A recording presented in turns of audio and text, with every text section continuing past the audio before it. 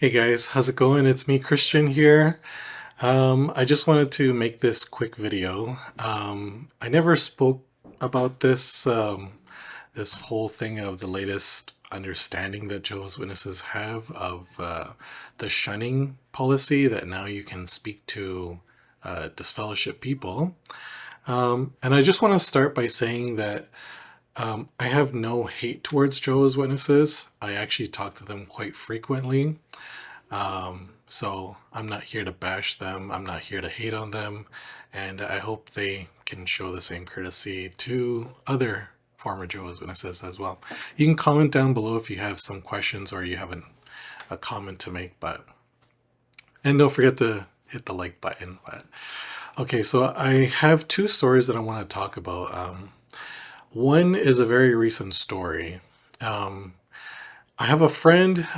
He's a former Jehovah's Witness, and he he has family in another province from here, and he hasn't spoken to them in over 10 years. Not a single peep. They haven't said a single word to him, and apparently the day that they announced that you can now say hello to someone who's been disfellowshipped to try to encourage them to go back to the meetings, he started getting messages from his family. And he got a message from his sister and he got a message from his father. And he found it was both unusual but also a welcome thing to him because he had not heard from them in so long and he had been trying to contact them years ago. And he said that as time went on by, he felt that it was a superficial conversation because it wasn't about let's catch up, how's life going, what's new. It was about we'd like to encourage you to the meeting. It almost seemed like a scripted um, comment that they sent to him, and it was very similar to what his sister sent to him. But it was, yeah, it wasn't so much like, hey, miss you, let's hang out. It was more like just a scripted, we warmly invite you to one of our meetings, encourage you to uh, come close to Jehovah. And so, what was once an exciting thing for him, it slowly soured on him because he just felt like, yeah, it's his family, but they're not really there. They're there, but they're not there, um, so to speak. You know, they're just interested in only getting him to go to the meetings. That's it. It's not like on a personal level. So I asked him like, "What are you gonna do? What do you want to do about this? Maybe you want to talk to them." And he said he wants to, but at the same time, they just there it's if it's only going to be about come to the meetings or we won't talk to you, then he's not interested. He hasn't heard from them in a long time and he's kind of moved on. So that was his story, but there's another story I just want to also mention. It's the second story. And there's I don't know if he's disfellowshipped, but there's someone, I guess I'll just call him a Jehovah's Witness. Um, Several years ago, someone contacted us, and he wanted to meet up with us. And so we met up with him, and he wanted to tell us his story. We took him out, it was his birthday, and we celebrated his birthday with him. And he said that his twin brother had been going through a very difficult time. Um, the way how he said the story was his twin brother was sexually abused by a Jehovah's Witness as a child, and I guess he had difficulties getting past this, um, and he started getting into drinking issues, and he got drunk and he just continued to have more drinking issues. And I don't remember if he had been disfellowshipped already before and then came back. I don't remember. I wish I remember. But he had a bit of a history of a drinking problem. And the elders knew about the abuse that happened to him as a child, but they didn't take into account, hey, he's got a bit of a drinking issue. He's not perfect. He's trying his best. Um, but he's obviously suffering through some kind of mental issue, maybe depression, obviously some kind of a drinking issue.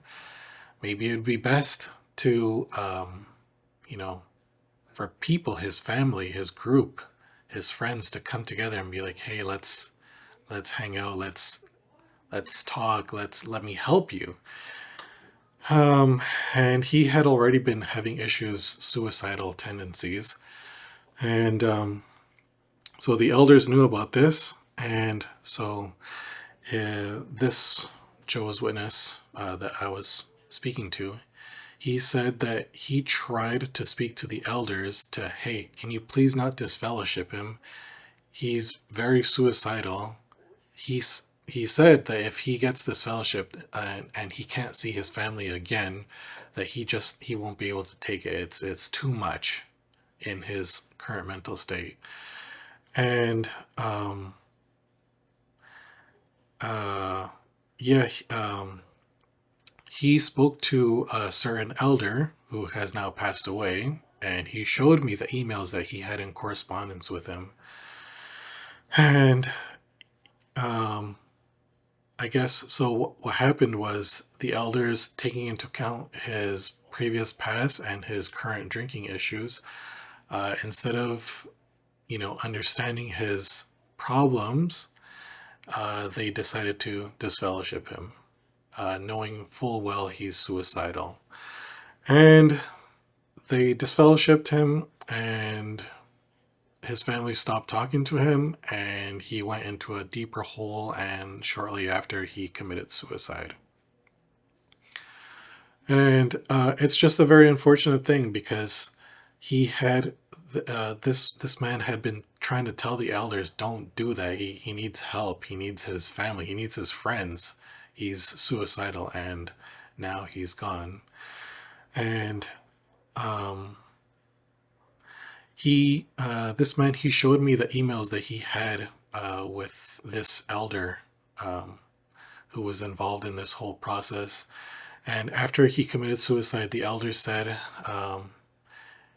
we maybe we'll see him again in the new system. Jehovah will judge or something like that. And it was just, it was a callous way of responding back to him. And but this elder is gone now himself. He's passed away. And I just think of, now there's this new policy where you can now speak to your family and say hello when they come to the congregation, or encourage them to go to the congregation, the meetings. I keep forgetting sometimes what they call it, but he said that sorry, that when I think about that, I just think that it's a very, it doesn't make any sense, because Jehovah's Witnesses say that they're just following the word of God. They're just following Jehovah's direction. But we all know that the Bible doesn't change. It was written a long time ago, and it stays the same, and it doesn't change. The problem is that people make it change. And if you're saying that Jehovah is saying to do something, and then you say later on, actually, now we can do this, then you're not speaking for Jehovah. This isn't something that God is saying. This is now becoming obvious that this is man-made rules. Do you understand what I'm saying? It's not like it's, if God says this, then it's this in the Bible forever. You can't change it. You can't say, hey, we're going to do this, and then now it's like, oh, we have a new understanding, or we have a new light thing. you could just admit and say, hey,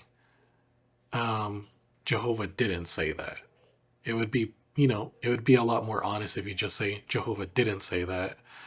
Um, and it would be even more honest to just say, yeah, we call ourselves the governing body or the faithful and discreet slave, but we, you know, we don't speak for God. Um, because you're playing with people's lives here, like this story that I told you, and you're playing with, um, you're destroying people's lives. You're breaking up families. You say that you don't break up families. You even have a reasoning book, a brown book. It's a reasoning book, and it's designed to say, hey, no, we don't break up families. You can even say that you even have literature that says the family happiness book. But in the end, you are breaking up families. Families are being destroyed because of these policies.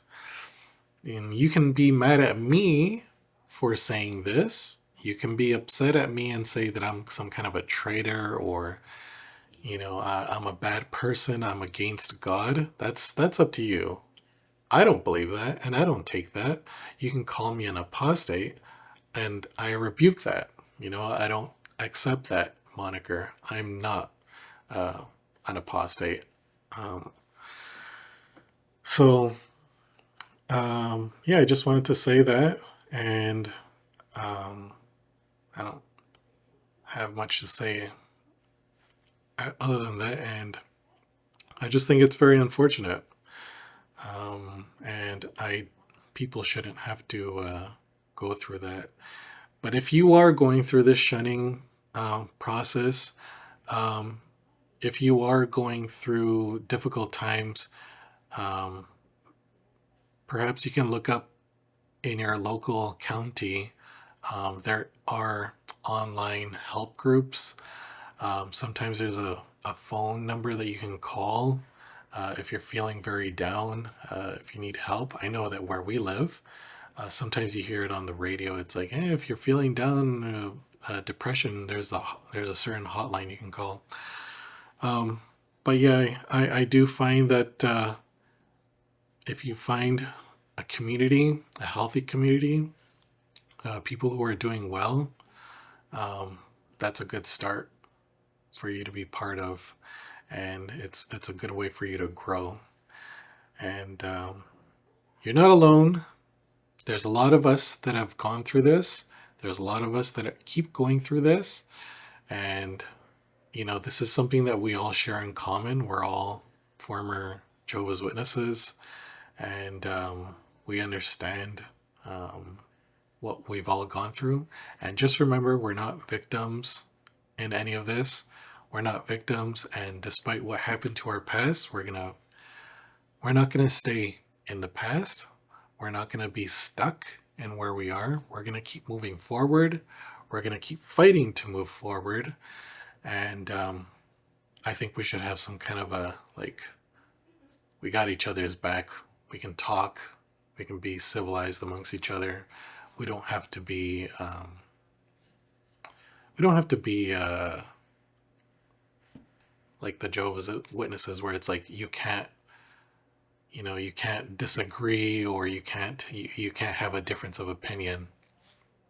We should be able to talk properly with one another.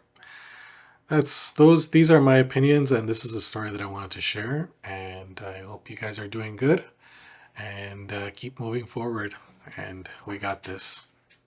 Okay guys, take care.